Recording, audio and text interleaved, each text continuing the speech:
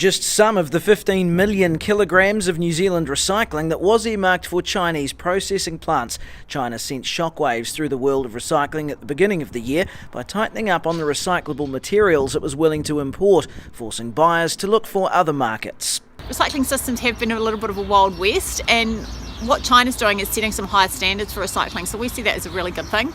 But sometimes moving to those higher standards is going to be a bit painful. Well, China's decision has left some New Zealand local authorities with stockpiles of contaminated material. Wanaka waste busters collect each product separately.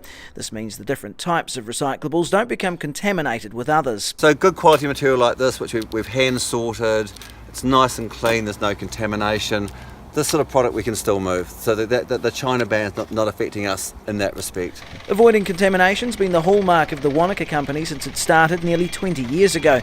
Dempster says the key is keeping the end product in mind. So really we need to start thinking about designing the recycling systems not just for cheapest cost, but to actually be a useful product and turn it into so that it can actually be turned into something else, because that's what recycling's all about. The Wanaka waste is made into items like clothing and irrigation pipes. Dempster says with China pulling back, New Zealand has the opportunity to improve its recycling systems, but ultimately it comes down to all the links in the recycling chain being on the same page.